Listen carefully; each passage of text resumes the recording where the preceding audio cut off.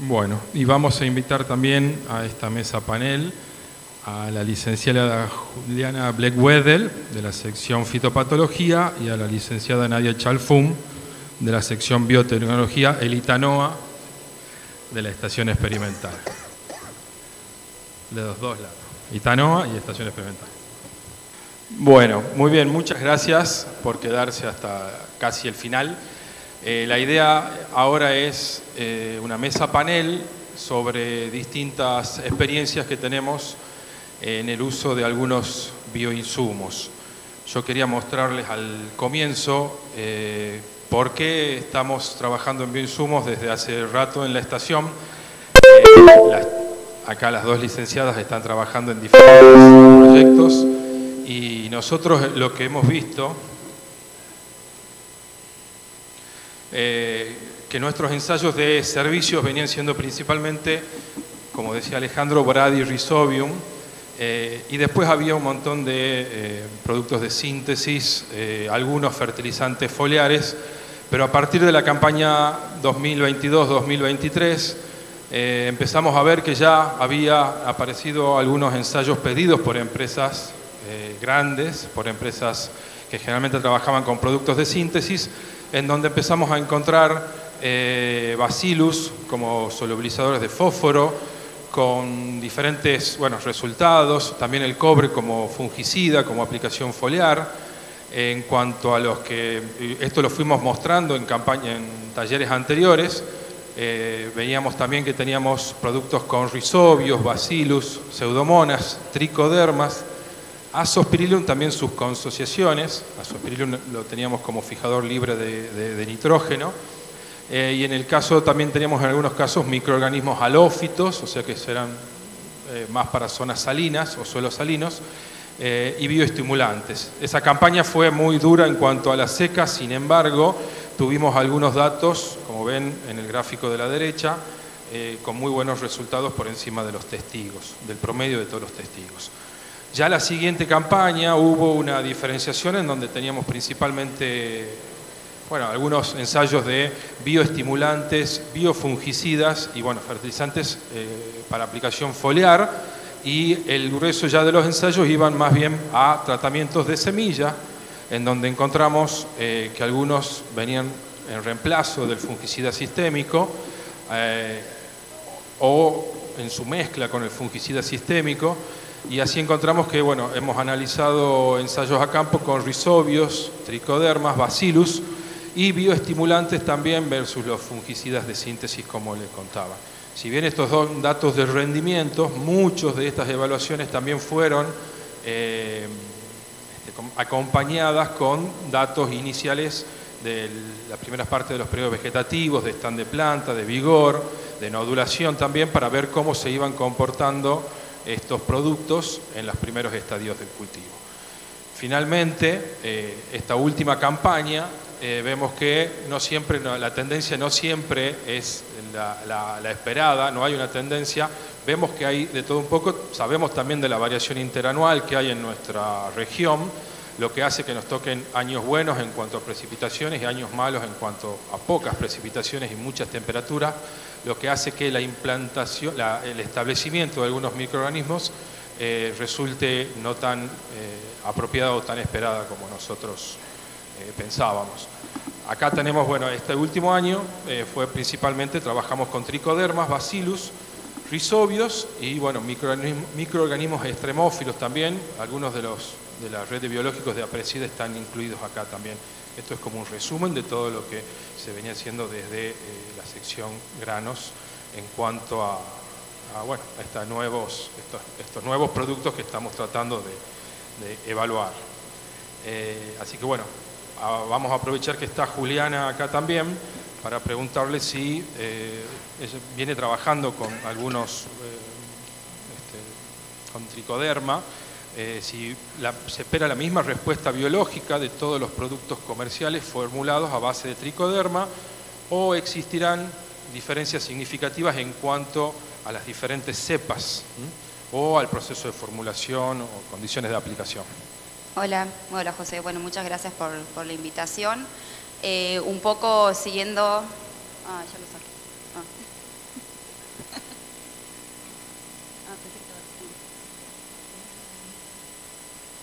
Bien, un poco siguiendo la inquietud de productores y la propia, y más con este cambio de tendencia que venimos observando en los distintos pedidos de servicio.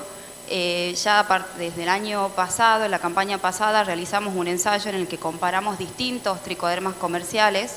Esta campaña lo repetimos y sumamos otros tricodermas comerciales disponibles. El año pasado habíamos utilizado 4, en realidad uno de ellos, el número 3, es el que estamos desarrollando nosotros en el laboratorio. Y este año ya evaluamos 8 tricodermas comerciales, como para que vean también cómo empezó a aumentar la cantidad de tricodermas disponibles. Y más que nada acá lo que queremos mostrar es que nosotros realizamos los ensayos con y sin fungicida químico. Las barras verdes son sin fungicida químico y las naranjas dentro del tratamiento cura semilla tenían un fungicida químico también acompañado. Realizamos distintas evaluaciones, están de planta 7, 14, 21 días, peso de raíz, peso de parte aérea, vigor radicular, vigor aéreo. También medimos la longitud de las plantas y de las raíces, por ahí el índice NDVI, el índice verde y el rendimiento. Pero lo que quiero que se lleven aquí principalmente es que depende, porque muchas veces vienen y quieren aplicar el mismo, el tricoderma pensando o buscando la misma respuesta, y no es así. Por un lado, como dijo Alejandro, va a depender del ambiente en el que lo estamos utilizando, y por otro lado, cada tricoderma, cada cepa, cada especie, por ahí tiene distintos mecanismos de acción que se van a ir evidenciando en los distintos parámetros que por ahí evaluamos. Nosotros ya en la campaña pasada yo les mostré específicamente los resultados, pero vemos que algunos se destacan, por ejemplo, en peso de raíz, e incluso suman y se diferencian de los testigos solo curados con el químico. En otros casos vemos que se destacan en el peso aéreo, diferenciándose de los testigos, o también en algunos casos se ve eso reflejado en el rendimiento o no exactamente. Entonces por ahí la diferencia va a depender mucho de la especie y de la cepa. Muchas cosas son cepas dependientes, entonces si bien nosotros por ahí consideramos el tricoderma como un biofungicida o un estimulador del crecimiento, vemos que esa estimulación o ese control va a depender del tricoderma que estamos utilizando. Bien, perfecto. Y cuando... Perdón, aquí Alejandro quiere... Sí, porque antes de venir hice una pregunta a alguien que trabajó muchos años en tricoderma.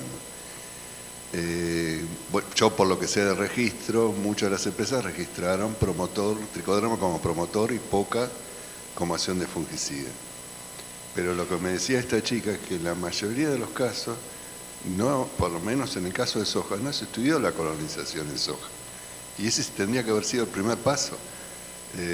Porque, como decía antes del caso de girasol en Estados Unidos, si la colonización de tricoderma se logra, arma un frontón, una muralla que es inexpugnable.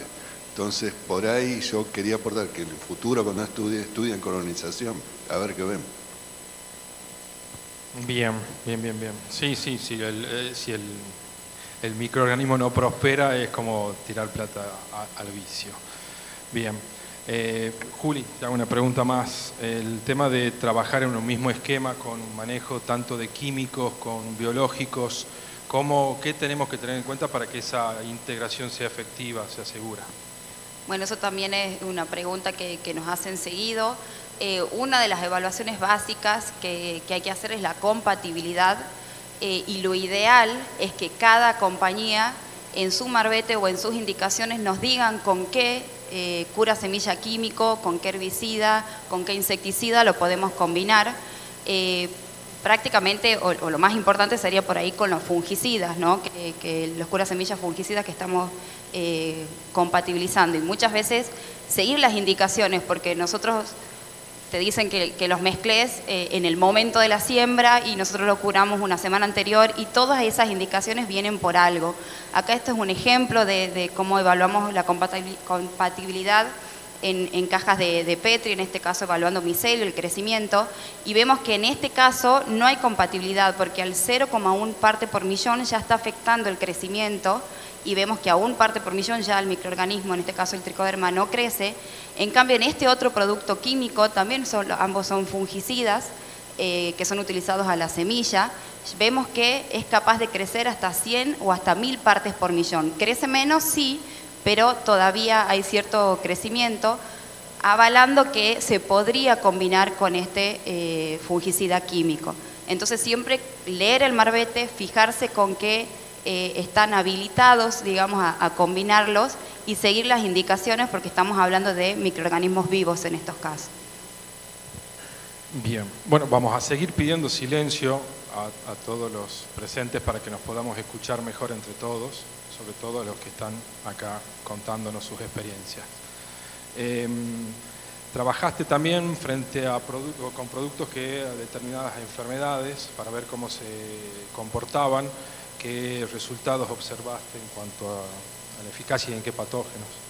Bien, nosotros en el laboratorio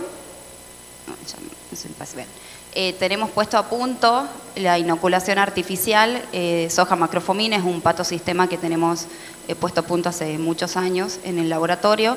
Entonces lo que analizamos, está mejor, es desde el principio, desde los enfrentamientos in vitro, Ibrecia y micoparasitismo en condiciones controladas, y a campo, todo esto evaluando, utilizando el tricoderma que estamos desarrollando en el laboratorio, y ya a campo tenemos, podemos decir, casi 5 años de evaluaciones a campo en este patosistemas. Los resultados que tenemos son bastante prometedores. Como decía también, hay campañas que dan muy buenos resultados, campañas que no se diferencia tanto, y siempre tratamos de igualar, o va a ser muy difícil igualar por ahí el cura semilla químico, pero tratar de buscar o la combinación o que digamos el tricoderma se acerque lo más posible a ese cura semilla químico. Y también tenemos evaluaciones en Sclerotinia sclerotiorum particularmente, donde esto surgió de un llamado de un productor que tenía elevada cantidad de esclerotinia en sus equipos, en sus círculos de riego. Entonces lo que hicimos es primero hacer una búsqueda bibliográfica y vimos que en Brasil particularmente utilizan mucho tricoderma para reducir el inóculo en el suelo. Entonces lo que hicimos es tomar muestras de suelo, separar los esclerocios de esclerotinia, y los primeros los agregamos en estas bandejitas, en unas mallas de red, y los tapamos con rastrojo y los pusimos en el entresurco para simular que están en el suelo. Y luego hicimos aplicaciones de distintos productos biológicos. El tricoderma que estamos evaluando, un tricoderma comercial, un bacillus y una mezcla de bacillus, estos ya son productos comerciales. Y después después de 20 días, sacamos esas bandejitas y evaluamos la viabilidad de esos esclerocios. Y vimos que la mayoría de esos esclerocios estaban colonizados, ya sea por el tricoderma que agregamos o el bacillus que inoculamos, en este caso con mochila de dióxido. ¿Qué es lo que buscamos? Es reducir el inóculo en el suelo, y por eso después también el año siguiente realizamos aplicaciones directamente con mosquito de tricoderma en distintas concentraciones. Después de 21 días, 30 días, tomamos muestras de suelo, separamos los esclerocios y evaluamos la viabilidad de esos esclerocios, y vimos que los esclerocios estaban colonizados por tricoderma. Vemos que en el testigo hay tricodermas, o sea, hay esclerocios colonizados por tricoderma, porque en el suelo nativamente existe el tricoderma, y después en las distintas concentraciones no hay mucha diferencia entre ellos, pero había también mayor cantidad de esclerocios colonizados con este tricoderma. Esa campaña justamente no hubo las condiciones adecuadas para evaluar la enfermedad. Nuestra idea era evaluar si después veíamos menos cantidad menos incidencia de esclerotinia en esas parcelas, pero bueno, no hubo las condiciones propicias para el desarrollo de la enfermedad, pero vimos en la colonización de los esclerocios. Bien, o sea que ya hay un avance en cuanto a macrofomina y esclerotinia, trabajando en algunos casos con cepas propias. Sí, estos son aislados. Muy bien. Y en el caso de Nadia Chalfón, que trabaja en el Itanoa, que es un Instituto de Doble Dependencia del CONICET de Estación Experimental. Ellos ya vienen trabajando hace tiempo también con bioinsumos, algunos ya están comerciales. ¿Nos querés comentar cuáles son las tecnologías? Sí, cómo no. Hola José, gracias por la invitación. Bueno, en la estación contamos con una plataforma de investigación y desarrollo de bioinsumos con la tecnología de estimulación y protección de cultivos, en inglés Plant Stimulation and Protection Technology, que están basados en metabolitos de origen biológico. Dentro de esta categoría estamos enfocados en desarrollar dos tipos de bioinsumos. Tenemos aquellos que son inductores de la defensa vegetal, que lo que hacen es activar la inmunidad de las plantas para volverlas resistentes frente al ataque de patógenos e insectos. En esta categoría, ese producto comercial que vos bien decías, el primero que tenemos en el mercado es el PCP1, que está puesto en la categoría de bioestimulante, que en realidad es un modulador de estrés. Está formulado con proteínas secretadas de un hongo. Y este producto lo que hace, es activar una respuesta del tipo priming, una respuesta que no requiere un costo energético para la planta, lo que significa que la respuesta no se penaliza en el rendimiento y además se hereda a las generaciones siguientes. El producto comercial está disponible desde el 2019 en Argentina con el nombre de Hobler y ha sido aprobado para uso en soja, trigo y cebada, y este año se amplió su registro para maíz y papa. Actualmente, desde el 2024 en realidad, se está comercializando una nueva formulación que consta de una versión concentrada del producto con el nombre de Taisei. Lo está haciendo la empresa Sumitomo Corporation y a quien se le concedió una sublicencia, y lo que están haciendo en realidad se está vendiendo en países como Perú, Ecuador y también en algunos de la Unión Europea como Ucrania. Este es el primer prototipo, primer producto que está en el mercado. En sintonía con este desarrollo estamos trabajando en otros bioinductores también de defensa que tienen una tecnología muy similar, como el PCP3, que también es un inductor de aplicación foliar muy similar a Hobler, pero que ha sido desarrollado específicamente para el cultivo de la soja a partir de microorganismos adaptados en el cultivo. Como bien decía Alejandro, esa es una estrategia que usamos para tener un mejor efecto a la hora de evaluarlo en condiciones de campo. Este producto ha sido evaluado en una campaña. No podemos mostrar todavía resultados porque están en proceso de patentamiento, estamos identificando la molécula activa y esos resultados son confidenciales, pero tenemos un buen efecto en la reducción de la severidad de las enfermedades de fin de ciclo y hemos logrado incrementos promedios de un 15% en relación al testigo. Y la otra categoría de bioinsumos con las que estamos también trabajando son los biofungicidas.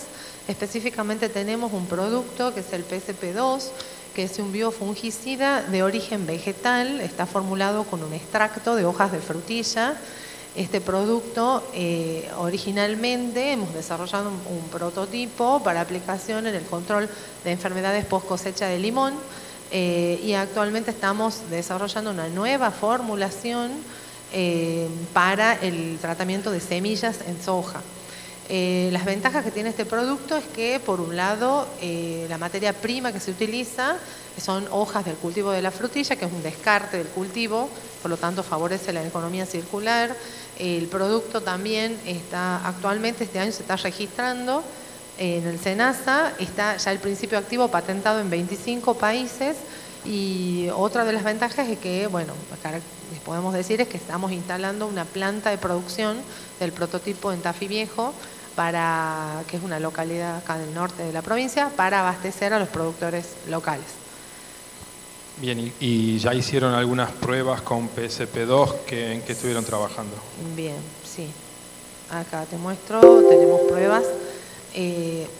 Hemos realizado algunas pruebas preliminares. En realidad estamos evaluando la actividad antifúngica mediante ensayos in vitro. Lo estamos haciendo con esta colección de patógenos de diferente origen. Hay algunos que son foliares, otros de semilla, de suelo, y hemos visto que tiene una gran capacidad de controlar el crecimiento de todos ellos en ensayos in vitro. En segundo término, se han realizado también algunos ensayos de inoculación, de desafío, en este caso con Fusarium tucumaniae, que es un patógeno que integra el complejo causante del síndrome de la muerte súbita, En soja, este ensayo se realizó en condiciones controladas y hemos visto que el tratamiento de semilla con el PCP2 produce una reducción del 30% de la severidad en la raíz, como pueden ver en la foto, a los 28 días de evaluación aproximadamente. Esto es relación al testigo de infección. Y finalmente también en la campaña 23-24 hemos realizado un ensayo de tratamiento de semilla en la subestación Monte Redondo sin el agregado de inoculantes comerciales, y lo que hemos podido ver es que incrementa la nodulación en relación al testigo. Se ve un incremento en el recuento de nódulos de un 30% en relación al testigo, lo que significa que mejoraría la interacción con los simbiontes nativos. Si bien son pruebas preliminares, pensamos que se puede incorporar como una herramienta dentro del manejo sustentable de los cultivos, y tiene un costo competitivo también con respecto a los productos químicos comerciales. Bien, o sea, ya pasaron las pruebas de condiciones controladas, ya están empezando las pruebas a campo. Hemos iniciado una primera prueba. Cerca de la comercialización. Estaríamos en condiciones, sí, de pensar en una formulación específica para el tratamiento de semillas de soja. O sea, se siguen evaluando muchas condiciones, en condiciones controladas y campo, pero hay una tendencia favorable aparte del producto. Bien, bueno, muchas gracias, Nadia. Tenemos un par de preguntas para... Ah, sí. ¿Querías comentar algo? Sí, una pregunta, no para tentar a nadie, pero esta sustancia, ¿se podría transformar en una planta para que la tenga la planta? O sea, hacer transformación y que la planta la tenga como... Muy compleja. Ahí está. Es una molécula muy compleja. Es una fitoanticipina, está patentado, por eso lo puedo decir. En realidad es un glucósido de ácidos grasos que tiene una estructura muy compleja, entonces es muy difícil de sintetizar. Si fuese una proteína, podríamos pensar en una transformación. Howler está basado en proteínas y el otro bioinductor de PCP3 también. Pero este compuesto no lo dije, el principio activo que sí está patentado en estos 25 países es un glicósido de ácido graso. Muy compleja la síntesis. No, digo, por si alguien se tentaba, porque el BT empezó como... Sí, es una buena idea. Se tentaron los muchachos. Sí, se podría pensar hacer eso con ACE, que es el principio activo de Howler, pero no lo hemos intentado. Y porque vos mostraste ahí que controla rápidamente, hace que eso que sería desde que la planta crece o desde cuándo. Sí. Sí, en realidad lo que hace es actúa evitando el desarrollo del patógeno, actúa como fungicida. Se hace el tratamiento en la semilla del patógeno y también el tratamiento de semilla con el PCP2. No. Es acción fungicida directa. Pero... Este es fungicida directa. Sí, después quedan todos los que están en la mesa panel para después cualquier pregunta que se quieran acercar durante el almuerzo, están disponibles. Para Alejandro, bueno, Alejandro, te quería consultar cómo lo ves a este avance en cuanto a bioinsumos o productos biológicos. ¿Llegarán en algún momento a reemplazar a los de síntesis o siempre estarán ambos?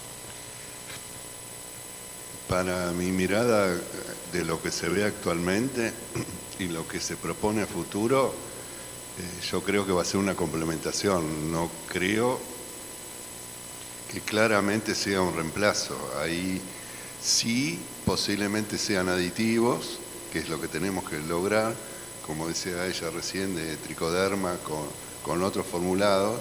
Sería bárbaro que sean aditivos y que la adición de los dos haga el control más efectivo. Por supuesto, en lo químico, digo ya de mi experiencia en Rhizobium, a veces no es tanto el activo. Nosotros en un momento fue una tesina, probamos todos los productos del mercado, todo lo que encontramos de tiran-carbendazim. Y el activo era el que menos daño hacía. El colorante, los componentes que lleva, todo eso hace ruido. Y a veces nosotros le decíamos a la empresa, tratá de modificar esto, ponerlo más compatible. Bueno, las empresas inoculantes eso también lo saben y tratan de hacerlo. Pero yo pienso en estas formulaciones para tricoderma, por ejemplo, que es un candidato muy fuerte, o Bacillus, eso debería adaptarse. Y digo, trabajos conjuntos, sí, posiblemente yo veo ese complemento. Como que ya venga la formulación por parte de la empresa con la parte de síntesis y Sí. la parte biológica, y que esté ya hecho las pruebas de compatibilidad. Y lo mismo como complementación, lo que propone ella, por supuesto llegar a formulaciones que tengan las dos cosas, o porque ya se intentó con lipoquito oligosacárido, o sea, LSO, o sea, hay un montón de combinaciones de moléculas con Brady que han tenido su éxito. Entonces eso podría ser interesante. Pero reemplazo total a un químico yo no lo veo. Sí se van a mejorar las dosis, la aplicación, todo eso sí. Y en cuanto a esta nueva tendencia, ¿lo ves como una moda, como algo temporal o algo que va a continuar y va a seguir mejorando? Teniendo en cuenta lo que pasa en otros países como Brasil, que es el más cercano y el más parecido a nosotros. ¿Y qué tenemos que hacer para que eso mejore? Bueno, creo que lo conté bastante en la exposición, de que hay que ser cauteloso y respetar los tiempos, no apurar nada. En Brasil, por lo que yo entendí y hablé mucho con los brasileños, el aumento del biocontrol, gran parte se debió a frecuencia de apariciones de resistencia. Entonces eso promovió el uso de otras formas de control que ya no eran químicas. En el caso de biocontrol, en el caso de inoculantes, yo creo que por los datos que nosotros manejamos, Argentina es líder en el uso o en la adopción. Por ahí en ambientes de soja, cuando hay poblaciones no se usa tanto, pero en general se usa mucho, más que en Brasil. Y en otros cultivos se usa a veces hasta el 100%. Y en Brasil no se da eso. Y en el caso de azospirino es al revés, se usa más en Brasil que en Argentina. Y ese es otro tema que está en paralelo, pero es a veces, hay que tener mucho cuidado con la difusión que se hace. Yo en la diapositiva decía, el azospirino empezó como fijador de nitrógeno y el aporte máximo podrían ser 20 kilos, que no es menor, pero tiene otras funciones como la producción de fitohormonas que es muy buena y no se le difundió así.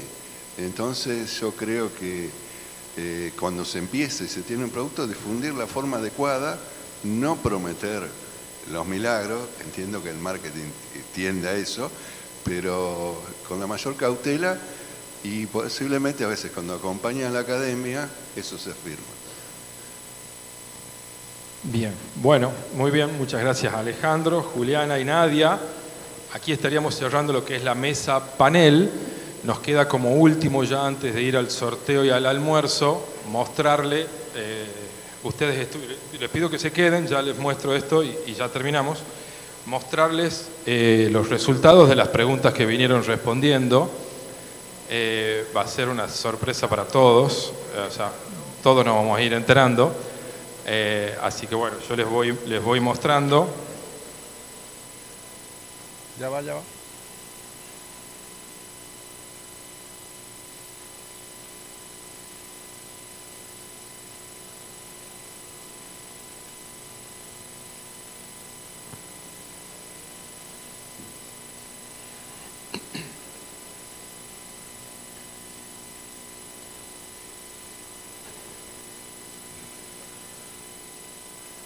Bueno, muy bien. La primera pregunta fue para saber cuál era el tipo de actividad que tenían cada uno.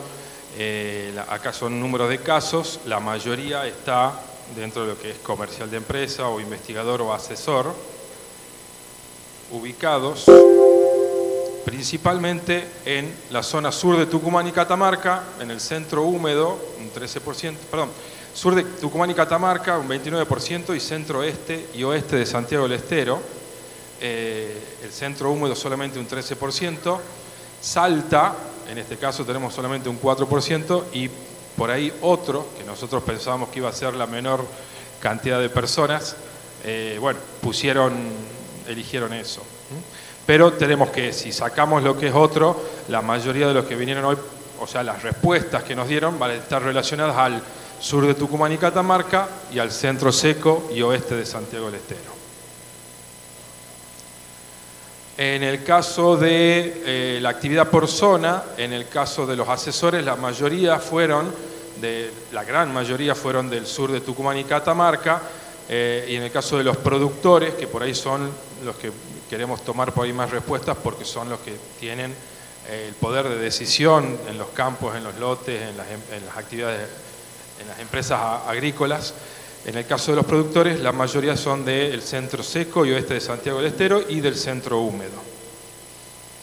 La primera pregunta, que estaba relacionada a si volvería a sembrar temprano, dadas las condiciones que fueron la última campaña, donde llovió mucho, en octubre y noviembre se pudieron hacer bien los barbechos y se sembró, luego faltó el agua, pero si vuelve a ocurrir eso, la respuesta está dividida. Y quizá pensando de que si un año vuelve a llover lo que llovió en octubre y noviembre, seguramente no sería tan malo el resto de los meses, sobre todo febrero y marzo, que es en el momento en el que caen la mayoría de las variedades, grupo de madurez, el periodo crítico. Para volver, la pregunta que estaba relacionada, si volvería a rotar con maíz, o sea, considerando la baja incidencia de dálvulos durante la campaña 24-25, volverá a su esquema normal de rotación con maíz. La gran mayoría, el 92%, volverá a maíz, y sobre ese 92% que está en rojo son las respuestas de la siguiente pregunta, en donde vemos que cómo sería su esquema de rotación para 25-26 y las dos campañas anteriores, si es que volviera maíz. En la mayoría de los casos, la que más se da es la de abajo, la que hizo en el 2023 maíz, en el 24-25 soja, y que en el 25-26 volverá al maíz, que quizá hizo en el 24-25 soja por temor, por una cuestión de lo que pasaba con el maíz con el tema del dálvulus. Así que bueno, vemos que la mayoría tiene la voluntad de aumentar la superficie con maíz para la próxima campaña en las zonas estas que habíamos indicado. La fecha de siembra, la pregunta venía por el lado de si volverían, ¿cómo se llama? Bueno, ¿en qué porcentaje? Pues está muy relacionada a la primera pregunta. Si vuelve a sembrar temprano, ¿en qué porcentaje lo haría? La mayoría de los casos, bueno, estuvieron entre o hasta un 10% o hasta un 30%, lo cual indica un valor bajo, y que es lo normal, porque al sembrar el grueso temprano también hacemos que la mayoría, si no diversificamos por grupo de madurez, haríamos que la mayoría tenga el periodo crítico en el mismo momento, y bueno, en caso de que tengamos algún problema hídrico o de altas temperaturas, se afectaría a la totalidad. Entonces siempre la idea es bueno, dividir los riesgos, sembrando en diferentes fechas de siembra, en diferentes grupos de madurez, y también sabemos que a nivel de variedades hay diferencias dentro de un grupo de madurez, o sea que hay que tener en cuenta esa consideración también. Cuando se consultó cuándo sería la fecha óptima para empezar la siembra, bueno, pasa que acá también es contrario a lo que venían diciendo anteriormente de sembrar temprano, pero también me imagino que esto va considerando cuándo sería la fecha siembra óptima en donde uno busque estabilidad también en los rendimientos a través de varios años, y vemos que justamente las fechas más elegidas fueron las fechas de siembra, por ahí las óptimas que le llamamos nosotros, que están dentro de lo que es diciembre. Las menos elegidas son justamente las de los extremos, la de noviembre y la de enero. Noviembre por la posibilidad de que, bueno, es más riesgosa, si bien hemos tenido muchos casos en donde los potenciales se han dado en la primera fecha, que sería noviembre, no siempre se puede sembrar y no siempre tenemos las condiciones para realizar buenos barbechos previos. Y la de enero sabemos que tanto de enero o 5 o 10 de enero hay un descenso natural del rendimiento de la soja, ya por una cuestión del fotoperiodo y no tanto del manejo que se le pueda llegar a realizar. La siguiente pregunta, que estaba relacionada con el grupo 4 de madurez, la primera pregunta era si considerarían incorporar este grupo, ya sea 4 o 5, o sea, reducir más allá del 6. La mayoría, bueno, no la mayoría, hubo justo mitad y mitad que piensan que sí y otra mitad que no. En el caso de los que respondieron que sí considerarían incorporar este grupo, los porcentajes no superan en la mayoría de los casos hasta un 10 o un 20%, que está bien a nivel de prueba, más allá de los resultados que nos vienen dando tanto en la estación experimental como en otros campos de productores. Bueno, si bien son prometedores, pero bueno, una cosa es probarlo y otra cosa es poner la plata en ese grupo de madurez. Tengan en cuenta que ese grupo de madurez tiene que ser de buena estructura, obviamente indeterminados, y bueno, que el estrechamiento del surco lo beneficia bastante al grupo 4, al grupo 5, así que eso, los que tengan la posibilidad de hacer un menor a 52 centímetros la distancia entre surco, por ahí, bueno, los resultados son mejores. En cuanto a las cuestiones de malezas, que habló Sebastián Sabaté, está bueno que el mensaje le haya quedado a la mayoría de que hay que ser, en cuanto al manejo de borreria, de que sean proactivos. Eso es lo que, bueno, desde la estación experimental también se está tratando de transmitir todo en todos los talleres o momentos de difusión que tenemos, es que, bueno, conociendo ya generalmente cuándo se da los nacimientos, las nuevas camadas, controlarlo ahí para no llegar a poblaciones tan grandes o en tamaño o en cantidad, para que le permita que a la soja también le pueda en algún momento sacar la diferencia en altura, sombrearla y manejarla mejor a la borreria ya con la soja en sí. Y en cuanto a lo que venía proponiendo Sebastián en cuanto a taco, de sistematizar las aplicaciones para el control de lotes con mucho, o sea, complejo desde el punto de vista del ataco, bueno, las respuestas fueron 50 y 50. Pero bueno, según lo que comentó Sebastián, la sistematización de estas aplicaciones siempre sería lo mejor. Finalmente, en cuanto a picudo, a zoología, pero sí hablando principalmente llevando las preguntas hacia lo que es picudo, vemos que la primera pregunta estaba relacionada a qué porcentaje de su maíz, si generalmente trabajaba con un 33, con un 40, con un 50% de la superficie en maíz, qué porcentaje pasó justamente la campaña pasada. La mayoría estuvo que entre un 0 y un 60% de su superficie que estaba destinada a maíz la tuvo que pasar a soja por la cuestión esta de la problemática del dálvulus. Entre esos tres valores, entre 0,20, 20, 40 y 40, 60, tenemos casi un 80%, ya que fue mucho el porcentaje y también lo mostró Carmina en su presentación. Y bueno, eso dio que también al trabajar en un sistema que es muy dinámico, hay muchas interacciones, el hecho de pasar a trabajar con hacer soja sobre soja hizo que en el 70% de los casos hubo mayores problemas de picudo que años anteriores. Así que bueno, eso también para que lo tengamos como que nos quede que cualquier modificación, esto es un sistema, cualquier modificación que hagamos en cualquiera de los cultivos que componen el sistema de granos va a llevar a que haya después un resultado diferente, que tenemos que tener en cuenta factores que por ahí nos regulan, que no los podemos controlar, y bueno, hay que empezar a verlo como un sistema a todas estas cuestiones, porque donde tocamos acá, siempre por otro lado nos aparece algún problema o algún beneficio.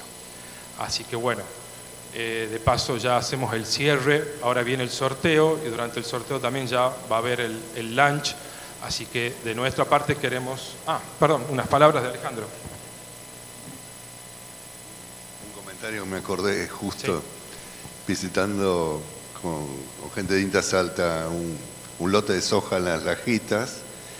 Nos llamó la atención que había pocos nódulos y encontramos que un lugar que hay mucha población, que las larvas de picudo se comían en los nódulos.